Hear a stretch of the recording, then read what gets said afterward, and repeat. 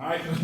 All right, so today we wrap up a series this morning on the mountains that God used as places of influence in His story.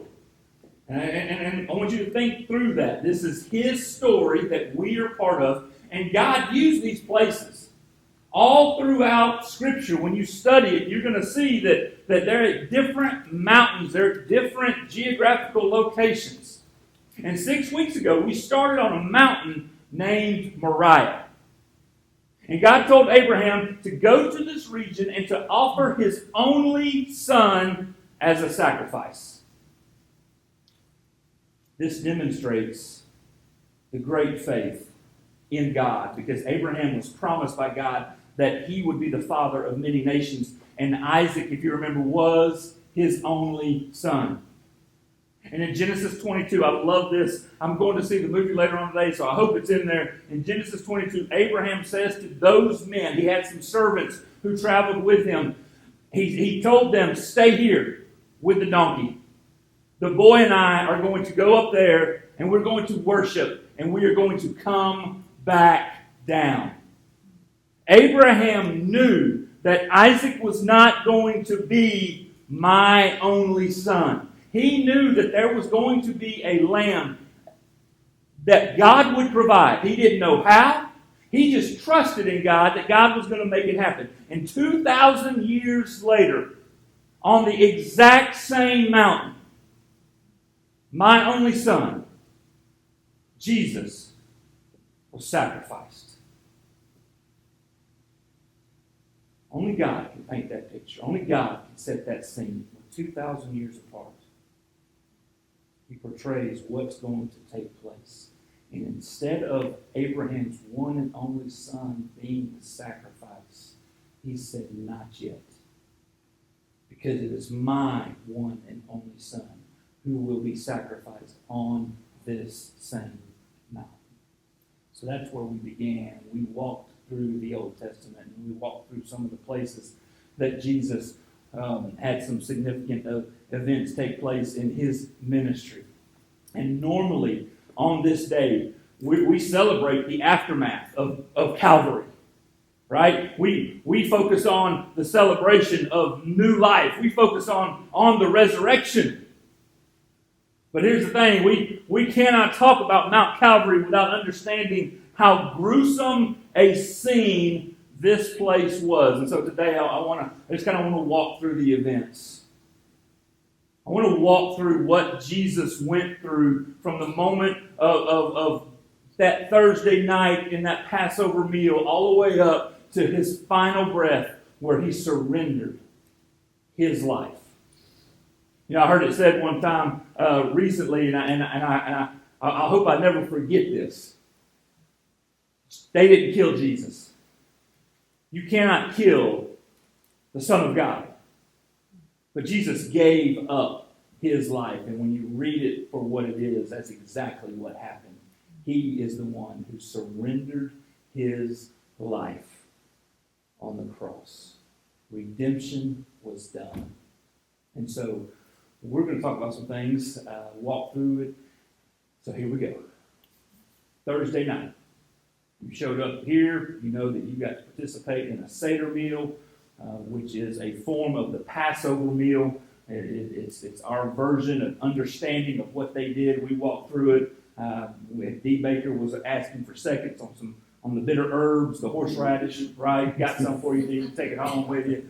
And we did that. We did that in this room, out of this Passover meal, and out of that comes the Last Supper, which we take every single Sunday here at church. And so Jesus told Peter and John, go into town and make the preparations for the Passover. And so they go in, and on Thursday night, between 6 and 9-ish, if you will, don't hold me to the exact times, Jesus has a final meal, the Passover. He has it in an upper room. He has it somewhere in the southwest part of Jerusalem. This is where Judas leaves to go and betray. Later on that night, 10-ish, if you will, Jesus and his disciples leave that house and they go to Gethsemane. They go to the Mount of Olives, which is kind of on the northeast part of Jerusalem. They go there and they go there to pray. And so you gotta walk a ways for this to happen, right? And then later on after that, 11 o'clock, into between 11 and this 2 o'clock hour, Jesus goes into the garden and he's praying. He prays for 3 hours. We know that. And he goes back to the disciples twice. And he has to wake them up both times. He's calling them, hey, pray with me. Like you don't understand what's about to happen, so pray with me. And during the third hour that he's up there praying, the Bible tells us that sweat is just pouring. Sweat is coming out in the form of blood out of his arms, out of his body. The angels, it says, how about this, actually come and they give aid to Jesus in that moment. Once Jesus, if you will, gets the composure, he goes back and he wakes them up one more time. And off in the distance, in the Kidron Valley, he sees torches coming towards him. Come, my time is at hand. So somewhere between 2 and 5 o'clock, Jesus is arrested, and there's all kinds of melee that goes on there. They bind him, they cuff him, and he's taken to Annas' house. Annas was the high priest, and but Caiaphas is the high priest, so he goes there first. Then he goes over to Caiaphas. They put a blindfold over him. They cover his head. They smack him around some. They pull chunks of his beard out. Then about 5 o'clock, once daybreak, and there's all kinds of events that have taken place. Jesus is brought out into a courtyard, if you will, and cock-a-doodle-doo, a rooster crows. And it's the third time that Peter denies Jesus. And they saw each other. They blindfold Jesus again. They beat him as they take him to Pilate's praetorium. Pilate's wife, if you remember, says, you need to get out of this situation. Let them handle this. This guy has done nothing wrong. But Pilate just can't help himself. So Pilate, then early that morning, hearing that this man is from Galilee, he sends Jesus away from his house, and he sends him to Herod, who's the king at the time, and he sends them down there, and Herod and Pilate don't live that far away, and Herod's like, great, finally, you're here. I've heard all about you. Do some miracles. And Jesus gives him nothing. Doesn't even engage in conversation. And so this, of course, upsets Herod, and Herod now gets mad, and Herod's soldiers, they clothe Jesus in a royal robe, not the purple robe yet, but a royal robe. It's a bright white robe, and they mock him, and they tease him, and they beat him up, and they send him back to Pilate. And then afterwards, this is crazy, Pilate and Herod actually connect over this, and it says that they actually become friends. Pilate now has Jesus one more time. And so he's like, as he's engaging in conversations, like, I can't find any fault. And like, what's the claim against this guy? Well, he claims to be king. Well, is he your king? Pilate's the Roman leader of this region. And the Jews who won't go into Pilate's house for fear of being defiled. They have to stand out on the street. And then they tell Pilate, we only have one king, and his name is Caesar. And so Pilate doesn't know what to do. So he brings out, as is custom, he brings out the worst of all the criminals. A man who was a murderer. A man who was a rapist. A man who was a father of lies, Barabbas. And they're like, surely Pilate's plan is, I'll put the worst of the worst up here against Jesus, and I'll say, hey, which one of these do you want me to let go? And they will choose Jesus. But the plan backfires. Free Barabbas. Well, what do you want me to do with him? Pilate says. And they start the chants. Crucify. Crucify. See, the Jews were not allowed to kill their own. They had to have Roman permission. And so they sat there, and they are the ones who stood on Pilate's doorstep, and they yelled, crucify him, crucify him, crucify him. And so this time Pilate thinks, well, I'll just have him flogged, right? I'll just beat him really bad, and maybe that'll appease their appetite. And so he takes him to the whipping post, which is this post not much smaller than this table, and Jesus would have been stretched over his back, taunt, over this post. And it was not this Indiana Jones style whip. It was this whip that the Romans perfected. It's called a cat of nine tails. I'm sure you've heard of it. It was a long whip, but then at the very end it had these 9 tails that came off of it. And they would have bone or rock or glass or whatever they could find. And the law was that 39 times was the maximum. And so they would position themselves and they would whip somebody, and the cat of nine tails would come around and it would grab them right here. And then they would yank back, and the flesh would just be pulled off. And then they would do it from the other side. And then they would just rotate back and forth, back and forth. They did this 39 times. How about now? Crucify him. This is not enough. We want him dead. And so the soldiers continue to mock Jesus. They put a purple robe on him. They make a crown out of thorns. And they didn't just lay it on his head. They drive it into his head. And then they march him out of town. He has to carry his own cross. Now, most likely it was not the full cross that you see. Most likely it was just the cross beam. Still extremely heavy. This man was forced to carry it, and every time he stumbled, every time he fell, he'd get kicked. He'd get whipped more. He got to the point where he couldn't carry it, and so they grabbed a guy out of the crowd by the name of Simon, and he carried the cross the rest of the way. At about 9 o'clock in the morning, they lay that cross beam down, and they lay Jesus on the cross. And the Bible tells us that they offer him some wine and some gall. Gall, if you will, is a drug. It's not really designed to kill the pain. It's really designed to cause them to hallucinate, to speak out of their mind, to act like a babbling fool, if you will.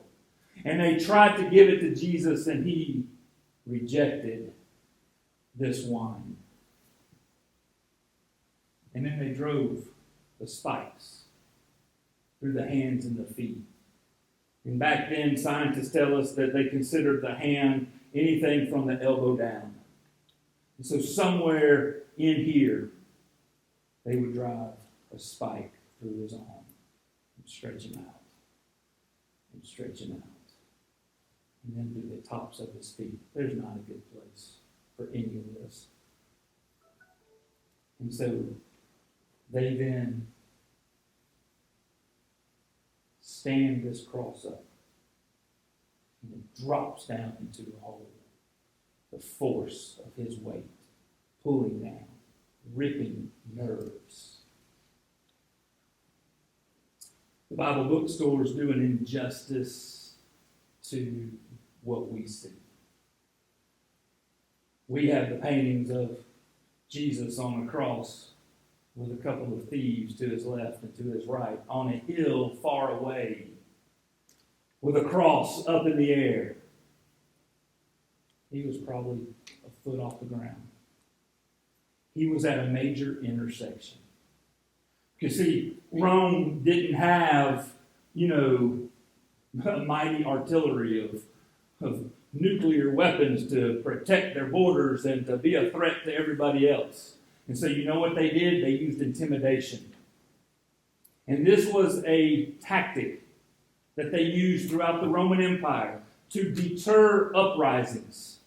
And so they would put these prisoners on crosses at major crossroads so that when you're coming into town, you see the criminals.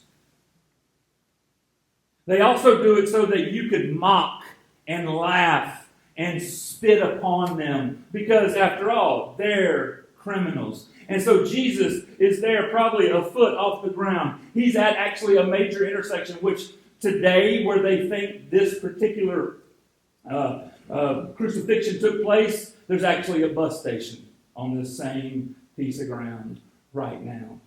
That's how busy of a place that historians think this is. A major crossroad up on Golgotha. And on the cross, Jesus says 7 things. And here's the thing. The science behind crucifixions are actually very fascinating. What the Romans learned about torture was incredible. To say anything hanging on a cross is an excruciating feat.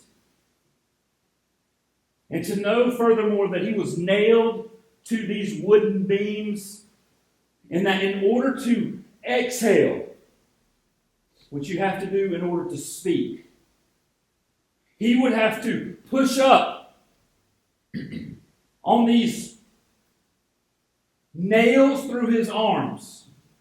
And every time you pushed up, the nerve endings would cause an excruciating pain. So think about it. The very first thing he says, Father, forgive them. They know not what they do. I mean, think about that moment, knowing that you're there, you've already endured an incredible amount of pain, you've been made fun of, and to utter anything, it's going to be painful. And he says, the very first thing, Father, forgive them, because they just don't understand. So it makes that all the more significant. Luke 23 records a short conversation between Jesus and the thieves on the cross next to him. It's actually one conversation. He says this in verse 34, and Father, forgive them, for they know not what they do. And they cast lots to divide his garments. And the people stood by watching, but the rulers scoffed at him, saying, He saved others. Let him save himself. If he is the Christ of God, his chosen one. The soldiers also mocked him, coming up and offering him sour wine, and saying, If you are the king of the Jews, save yourself. There was also an inscription over him, This is the King of the Jews. One of the criminals who were hanged railed at him, saying, Are you not the Christ? Save yourself and us. But the other rebuked him, saying, Do you not fear God, since you are under the same sentence of condemnation? And we indeed justly, for we are receiving the due reward of our deeds, but this man has done nothing wrong. He said to Jesus, Remember me when you come into your kingdom. And Jesus said to him, Truly I say to you, today you will be with me in paradise. Church, I don't want anybody walking out of here today not understanding this passage and what is taking place. All right? Jesus is offering forgiveness to the very people who have falsely prosecuted him. They have beat him. They have tortured him. They have humiliated him. And now they're trying to kill him. We don't act with that kind of kindness and grace when people get our orders wrong at the restaurant, or the rude customer comes in and says something inappropriate. We don't treat people with that kind of grace for far less. Falsely prosecuted him, beat him, tortured him, humiliated him, and now they're trying to kill him. Father, forgive them. And I want you to know right now, there is nothing in your life that you cannot be forgiven from. Nothing. And Jesus has already extended his grace to you and I. And all we have to do is ask for it. 1 John tells us that if we confess our sins to him, he is faithful and just to forgive us our sins and to cleanse us from all wickedness. It's not enough that we just ask him into our heart. Church, there's got to be some confession. There's got to be some realization of, man, this is what I have done wrong. And not just, oh God, I'm a wretched sinner, please forgive me. But a listing of the sins. And it doesn't have to be to me, it can be him. That's who it needs to be to him. And he is faithful and just to forgive. And then, church, cleanse us from all wickedness. Then, one of the thieves chimes in to mock him. He starts making fun of Jesus.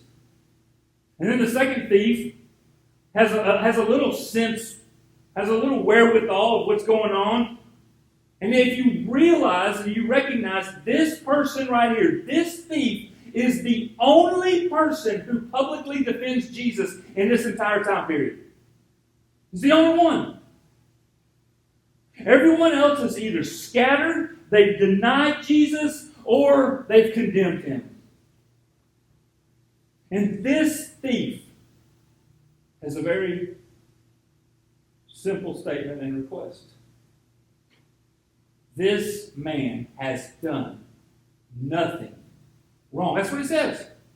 This man has done nothing wrong. Jesus, remember me when you come into your kingdom. All right, this is a serious moment, but every single one of you right now are distracted. I don't know what it is. I don't know. It's not. No one in here. Everybody, look, everybody, eyes up. Everybody's up. Everybody. Okay. No one's struggling to breathe right now. Okay. We're good. All right. Back here. I heard it too. Like, I thought somebody was stuck in the air conditioning then. Okay, that's what that's what it's like, what is going on? All right. Michael, good job, Michael. Way to distract me more. This man has done nothing wrong. And then he throws it out there. Like, I may as well. Remember me when you come into your kingdom. He didn't even know what that looked like. All he knew is that Jesus was falsely accused. He didn't have a grand knowledge of it. And Jesus assures him that he will be in paradise. And here's the thing, church. This thief, he can't bring nothing to the table. Can he? He can't bring anything to the table of Jesus' ministry. He can't tithe. He can't serve others. He's nailed to a cross. He's about to die. He can't go to church. He can't go tell other people about Jesus. This guy has absolutely nothing to offer Jesus. You ever feel that way? You ever feel that, man, there's absolutely no way God can use me? Man, I've messed my life up so much. There's no way. We got a guy that's been coming to church. I want you to know, man, I've been meeting with this guy. I was hoping he's going to be here today. Because he needed to hear this. He feels like, man, there's absolutely no way with my past and the things that I've done that God can use me. There's no reason God would want me. And Jesus looks at this thief who has absolutely nothing to give. He says, today you will be with me in paradise. The church was a thief. Jesus does not offer salvation because of the potential that we have. A lot of talented people in this room. You're all talented. Jesus doesn't offer salvation to you because of how great and wonderfully made you are and the fact that you've got some things you can bring to the table. He doesn't offer salvation to you because you're going to give in a love offering or bring the best, hash brown casserole today or whatever. There was some stuff at the end of the table, the little squares, and they had like a little sweet thing on the top. And I don't know who brought that, but they got a special place in heaven because those were legit. That person, whoever it is, was it you, Miss Connie? I think so. Yeah, see, God's not giving Miss Connie, God's not giving salvation because she makes a wonderful dessert. Heavenly dessert. Straight from heaven, I think. It's not how God works. He offers salvation to all people because of the love that He has for you and I. And the one thing that separates the one thief from the other thief was that he chose Team Jesus. He just asked. And Jesus, this guy's done nothing wrong.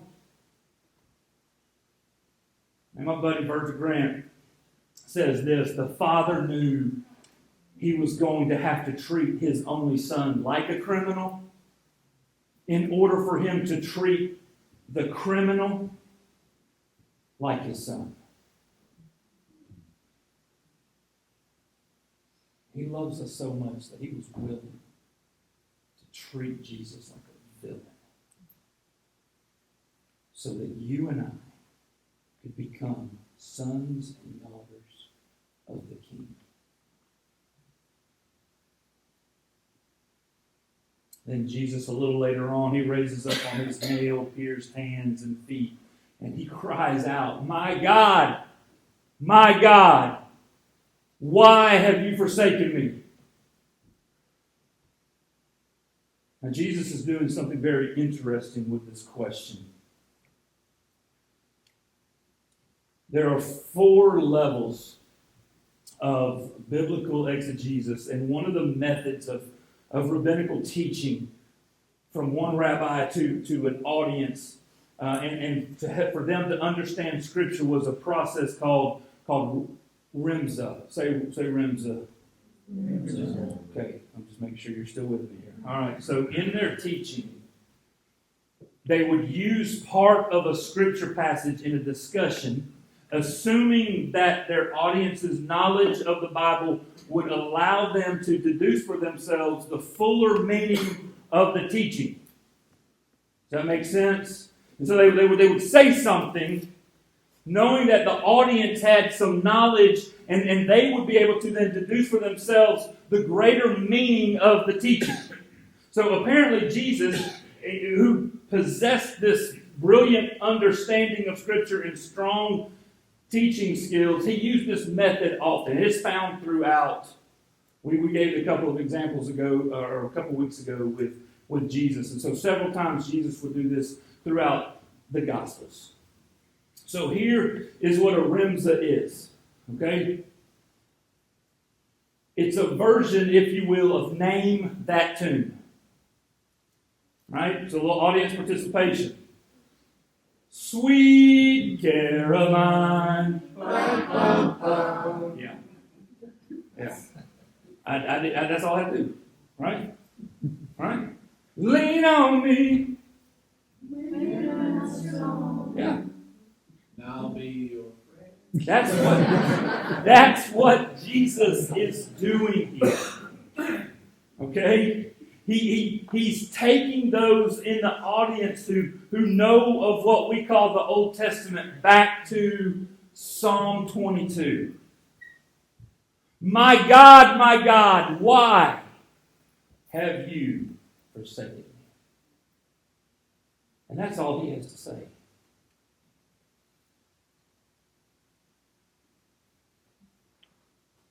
Because the psalm written by David 1,000 years earlier is a walk through what Jesus would endure on the cross.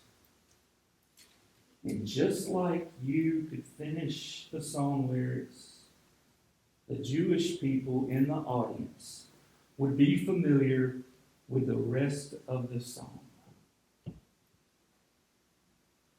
Verse 1. My God, why have you forsaken me? Why are you so far from saving me from the words of my groaning? Jesus is on the cross suffering. And if you study it on your own, we're not going to do it here because it would take hours to do. David goes on within the flow of this poem, and he writes in extreme detail what Jesus will endure 1,000 years later. He says things like verse 14, I am poured out like water. All my bones are out of joint. You know what happens when you hang like this? You dislocate your shoulders. My heart is like wax. It is melted within my breast. My strength is dried up like a potsherd. My tongue sticks to my jaws. You know, they offered Jesus wine a second time. It's real interesting. I got to thinking, why? Why is there a full jar of wine? Why is there a sponge? What's the significance of this? And truth be told, I studied way too much into this than I should have. But one of the historical theories of Roman executions was that these were carried out by infantrymen. And infantrymen would have a field pack. And within that field pack, they would have a couple of necessary tools for survival. One would be a sponge, and one would be a small canteen-like jar that is used to disinfect the sponge. See, the sponge was used for cleaning themselves. The sour wine and the vinegar would be used to disinfect. So essentially, when Jesus says, I'm thirsty, when he says that my tongue sticks to my jaws, they offer him sponge, sour wine, vinegar. It's from a guard who just cleaned himself. For dogs encompass me, verse 16, a company of evildoers encircled me. They have pierced my hands and feet. I can count all my bones and stare, and they stare and they gloat over me. They divide my garments among them. For my clothing they cast lots. 1,000 years before any of this happened, David is writing this down.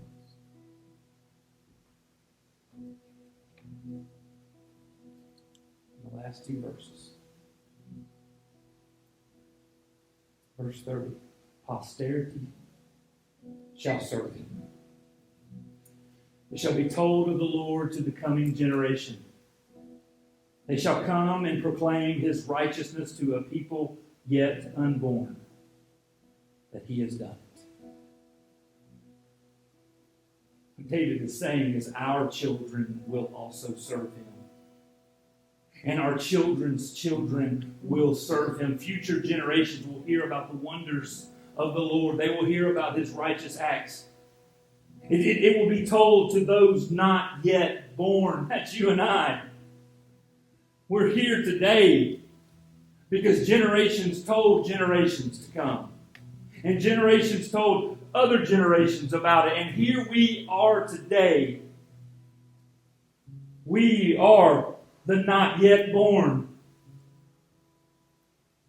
And there's a generation of people out there right now who've yet to buy into the love and the grace that Jesus offers on the cross.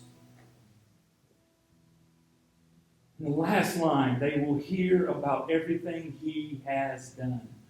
Church, are you going to be the ones to tell them about everything He has done? Father, we love you. We thank you for your grace. We thank you for your mercy. God, we cannot grasp the kindness that you have for us.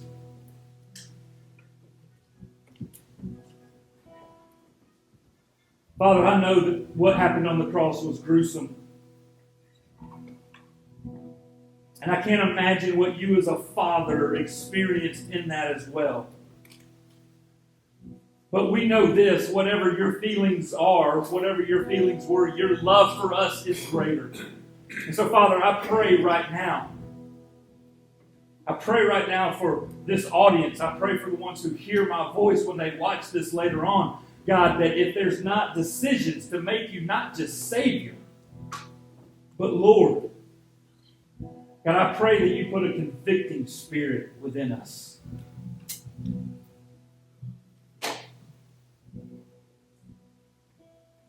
Thursday was scary for Jesus. Friday was torturous for Jesus. But in a borrowed tomb, He walked out victorious. And because of that, God, because of that, you're going to come back and get us. And I pray, Father, I pray for those who have not yet heard of everything that He has done. Use me to be the one. We love you, God. We pray these things in your Son's name. Amen.